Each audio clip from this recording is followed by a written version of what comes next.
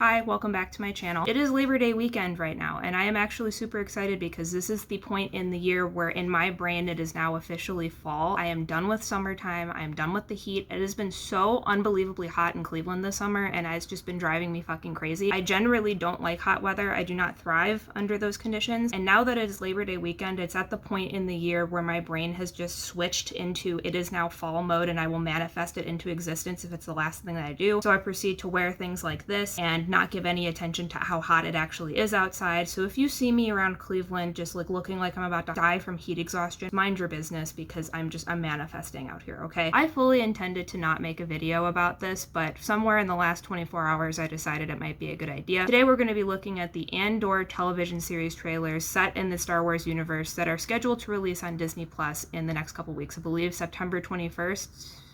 Maybe? I'm not sure. That sounds about right. I'm not entirely sure. Like I said, I didn't really plan on making a video about this. It was something that I was just going to let pass because I really don't care about this person or the television series as a whole. I actually don't know really anything about it, but I kept seeing like sponsored content and little clips from the trailers pop up on my Instagram homepage, and I'm not really entirely sure why. I don't know if Disney is just funneling thousands and thousands of dollars into sponsored content to get people excited about this show that no one really seems to be that excited about. It just seemed like the universe was telling me that I should really look into this. I also have a couple videos that I wanted to get released in the next couple weeks here that have hit a point where I can't really work on them right now. I have a video that I want to work on for Cobra Kai season 5, but obviously I can't do that until season 5 releases on Netflix. And I also have a video that I'm going to be talking about Only Murders in the Building season 2, but I've kind of hit a bit of a creative roadblock on that one, and I need a couple days to just step away from it and see if I can work everything out in my head. So I figured it might be a good idea just sit down and do a different video on something completely different to make more work for myself, but also to just give myself something to do. Spoiler alert! Spoiler!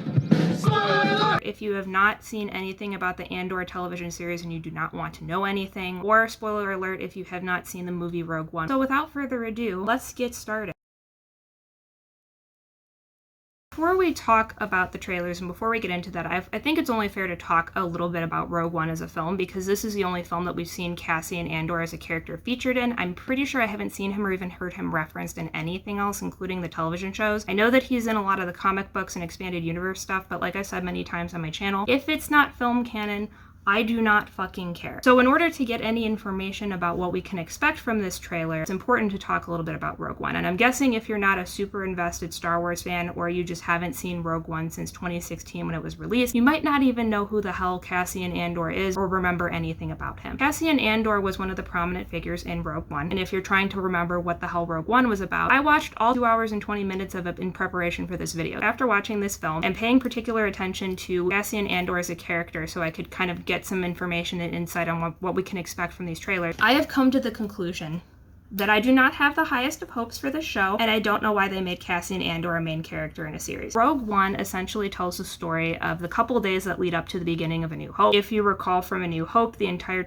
story centered around Han, Luke, and Leia trying to get the plans, the tactical readouts to the Death Star that were hidden inside R2-D2 to the Rebel Alliance so that they could find a weakness and blow it up before the Death Star did any further damage to the planets in the galaxy. Rogue One tells the story of how those plans got into the hands of the Rebel Alliance in the first place. Basically, it takes place like right up until A New Hope starts. In fact, I think the last scene of Rogue One features somebody slapping the flash drive with the plans to the Death Star into Leia's hand, and then 3 seconds later, that's when A New Hope starts and she's like putting it into R2-D2. Now, where does Cassian Andor come in? So he's essentially a Rebel Alliance intelligence officer? I don't know how I don't remember this. I watched this like 12 hours ago. Oh God. And he and a couple of the other characters in this movie form a task force called Rogue One. Rogue One. Rogue One? There is no Rogue One. And they essentially embark on a suicide mission that would involve them infiltrating the Empire's base and transmit them to the Rebel Alliance so that they can review it and, you know, have all the events of A New Hope take place. And to be honest with you, this is all just like the last 30 minutes of the film. The first 2 hours or whatever of Rogue One don't matter at all, and you can honestly skip it until you get to the 3rd act. Essentially, everyone knows that it's a suicide mission. They know they're probably not going to see the other side of this mission. They believe in this cause so deeply. They believe in taking down the Empire so much. They want to be able to dedicate their lives to this cause. And they do. Everyone fucking dies at the end of this movie. I need help. Spoiler alert. Spoiler! Spoiler! But they are successful because obviously the events of A New Hope take place and they do blow up the Death Star. Spoiler alert.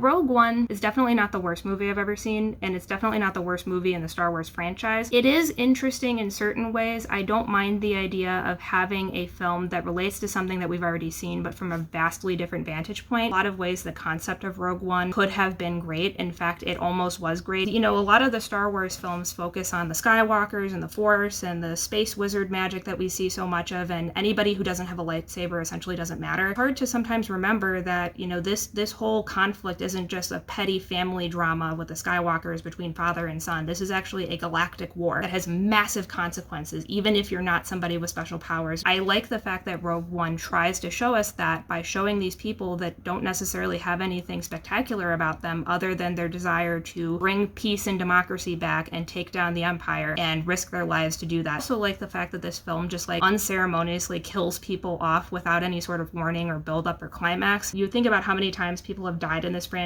by getting stabbed in the stomach or pushed off a bridge atop a massive fall into the abyss or something like that. People just fucking die in Rogue One, even if they're super important. They just stand next to a bomb and then they die alongside 100 people and you're just like, whoa, I can't even believe that just happened. And I kind of like that because it drives home the point that war is not always super forgiving if you're important or not. You just fucking die randomly, and that kind of underscores the tone I think that Rogue One was trying to capture. So I appreciate those aspects about the movie, but I also was like aggressively bored and annoyed the entire time watching this film. I think the biggest problem I have with Rogue One is the fact that it focused so heavily on trying to tell this part of the story that connects to A New Hope that it forgot to make the storytelling aspect of like conveying that information even the slightest bit interesting. There's to me a huge difference between entertaining and informational. And sure, this was very informational, but it wasn't very entertaining. Characters were boring as hell and one note. The writing was just purely expositional dump, and the first 2/3 of this film were just so horribly slow paced that when you finally get to the end, when things start happening, it's jarring. But it sure is informational. I mean, it does tell you certain things about how the plans got into place. But if it's not entertaining or compelling, then why the fuck do I care? I'm not watching a history lesson. I want to be entertained, goddammit. And Cassian Andor is no exception to this criticism of mine. He is the most uninteresting main character that I have ever seen in Star Wars. Wait, no.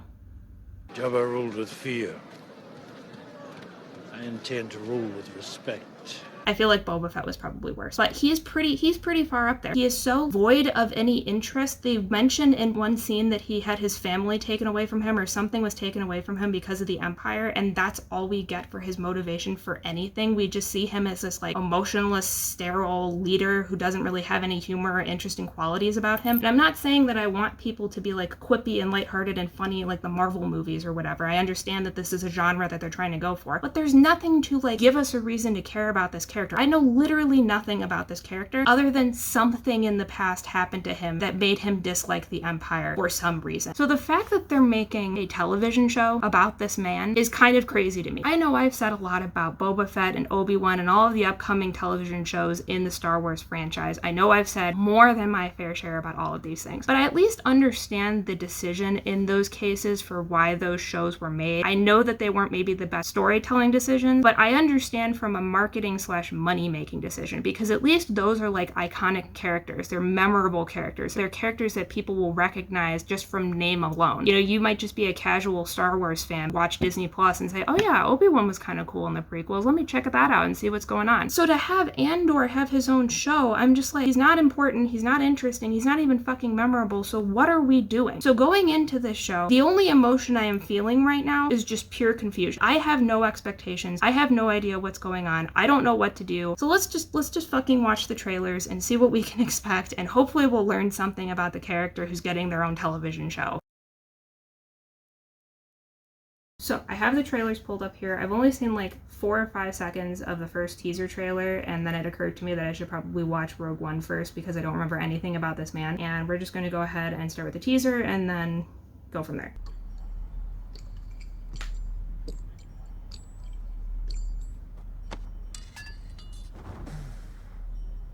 What are you doing? What the fuck?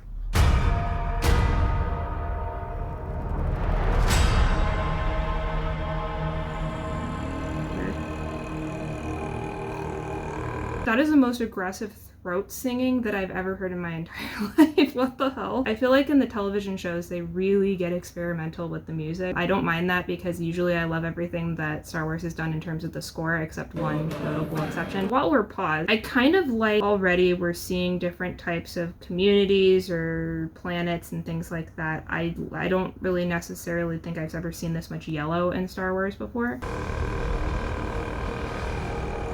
Okay. Looks like Jeff Bezos' ship. That's what I'm looking at.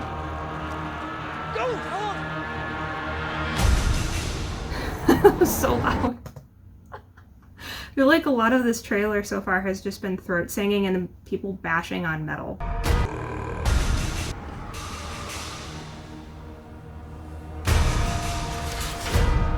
What's going on? Is it a merchant game?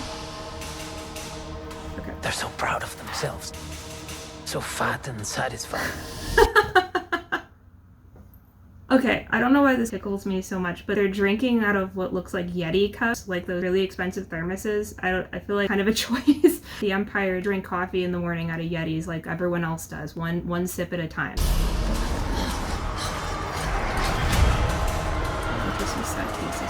They're everywhere.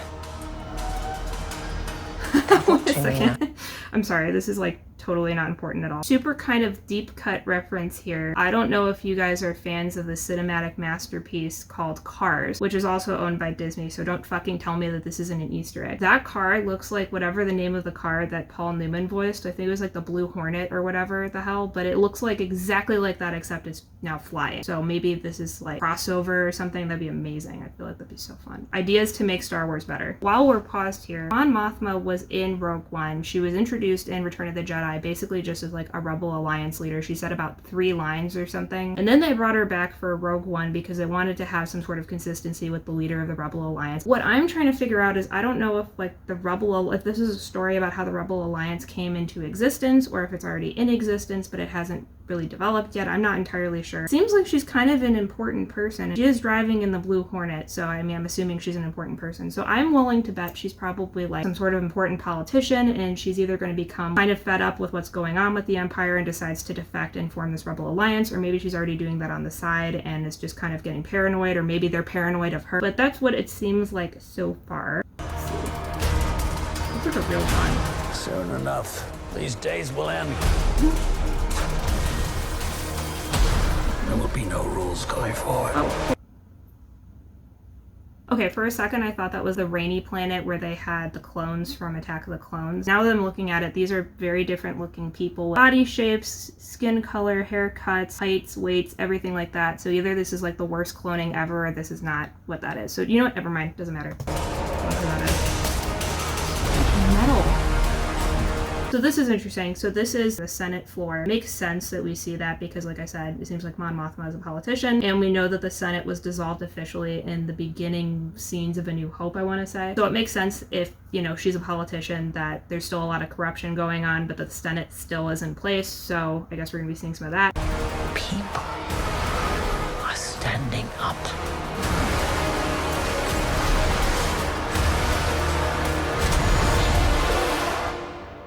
Okay. That's what a reckoning sounds like. Does it?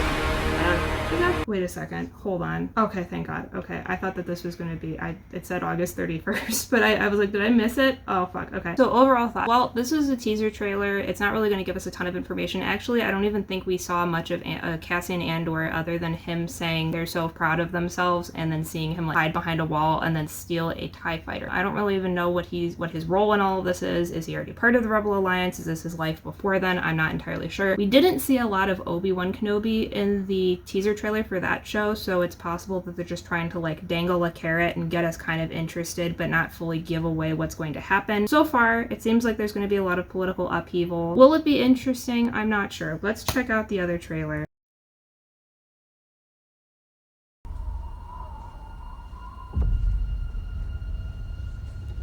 What's the noise?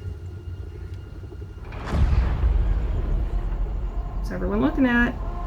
Oh, okay. That's kind of ominous, right?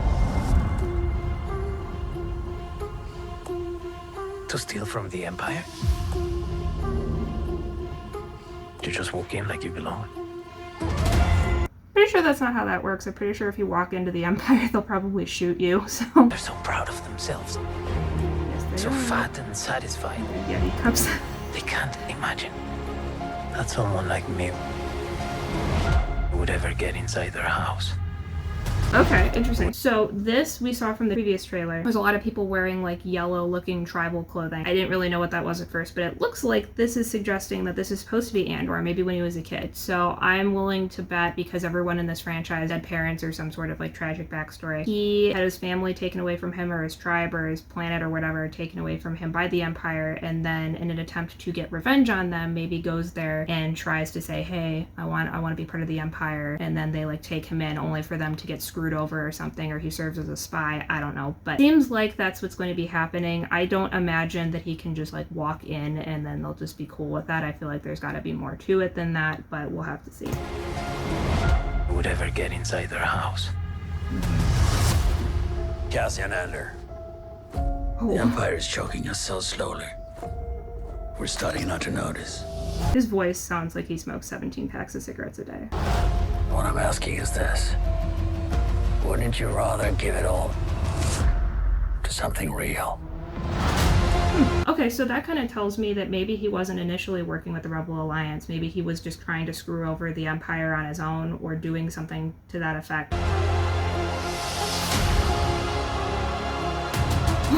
That was such an aggressive hood flip. That's actually kind of funny.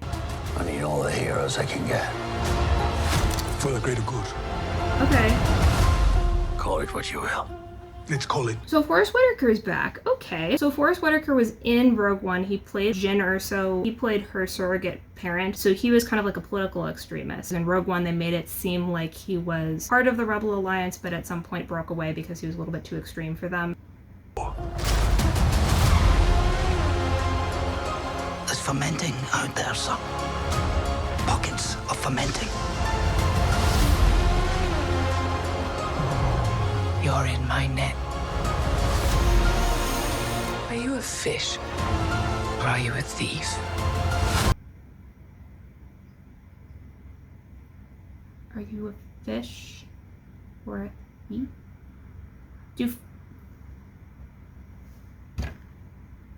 Do thieves get caught in net? One thing I do really like about both of these trailers is that we see a lot of different set pieces, which I'm really excited by. I like the fact that we see different things. One of the nice things about Cassian Andor is that we don't know anything about him, like literally anything about him whatsoever. We have a shockingly little bit of information about him from Rogue One. He's not tied to certain places. Like Obi-Wan had to be on Tatooine at a certain point, and it kind of limits what we're allowed to do and where they're allowed to go. But because he is a character that we know literally nothing about, that kind of opens the door for them to be able to explore and go new places. And I appreciate the fact that we're already seeing a ton of different set pieces and places that I have not seen before in Star Wars, so that's kind of cool, and I'm pretty excited about that. I'm sure we'll go to some places that we've seen, like Yavin 4 and things like that, but I like seeing a lot of variety. You're slipping. Is that Emilia Clarke? That can't be Emilia Clarke, is it? She was... Okay, so Emilia Clarke was in Solo: A Star Wars Story, and that kind of takes place around the time that this could take place. Maybe is that her? But is it? No, it's not, because there's the Blue Hornets in the background, so that's, I think, Mon Mothma. Is this guy the same? I want to look at something really quick. Hold on. No, that's not the same person. Never mind. I'm actually losing my mind. So it seems like Luthen here is probably also kind of doing what Mon Mothma's doing, kind of playing a double game here. Maybe they were both prominent figures in the political sphere, and then they got alienated, or maybe they've just been like doing this all along. But it seems like he and Mon Mothma are going to be the spearheading figures. Let me. I've just been hiding for too long. Yeah. Blue Hornets. As long as everyone thinks I'm an irritation, there's a good chance they'll miss what I'm really doing. What are you really doing? What are you really doing, bitch? Let's talk about it. This is what revolution looks like. I'm tired of losing. Every Browns fan ever, am I right?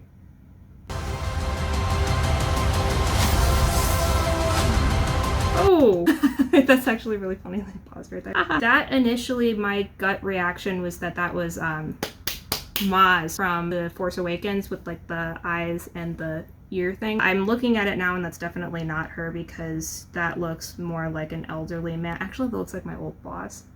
I'm not gonna say which one. Also, holy fucking hell, that is a huge needle. Oh my god. I don't care what kind of illness I have. If someone comes to me with that, I will literally roll off the table and duck and roll out of the building. Ooh, that is the worst thing I could ever have. Oh my god.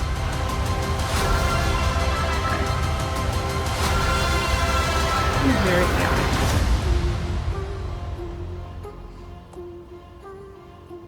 So what do I think? Well, on the one hand, it definitely seems like they're setting up for there to be a political / espionage thriller drama tone to this series, which I don't hate. Like I said, I don't mind when Star Wars tries to do different things and makes a conscious effort to do that. We have seen Star Wars kind of falter in the past with making political heavy content that just gets bogged down in the trade embargo aspects of things. I don't think it'll necessarily be the same vibe, but it is something you have to be careful of because then it just becomes something completely different than what people might want and expect from Star Wars. Whether or not I would want that, I mean, as long as it's something interesting and entertaining, I don't really care what it is, you know what I mean? As long as they really try to commit to it and do a good job of it, it doesn't have to have a ton of lightsabers in it for me to find it interesting. Do I think this will be good? I don't know. I feel like it kind of does remind me a lot of Rogue One, and like I said, while there are certain things about Rogue One that I found admirable or the attempts were kind of interesting and I appreciated it, there was also a lot of other aspects of Rogue One that I found to be very boring and uninteresting. I might wait until there's like reviews that come out and say if it's really good or really bad because I like really good content and I also like really bad content. So I might wait and see what the consensus is on the first 3 episodes and then decide if it's worth my energy or not. But yeah, will it be good? Maybe. I feel like it's going to be a huge hit with Star Wars fans, but as for me, it does kind of remind me a lot of Rogue One, and while I know a lot of people did like Rogue One, for me personally, I wasn't a huge fan of it for the reasons I talked about earlier, and I kind of think it's going to be a similar energy. It's not going to be that interesting, but it'll be very informative and it'll be something that a lot of Star Wars fans will love. Thank you guys so much for watching. If you like this video, make sure to like and subscribe. Let me know down in the comments too if you like this video and if you liked the trailers for Andor and if you're going to watch it and what you think about them. Do you think it'll be good or not? In the meantime, I'm going to go pay attention to my cat. Otherwise, she's going to murder me in my sleep. So, bye-bye.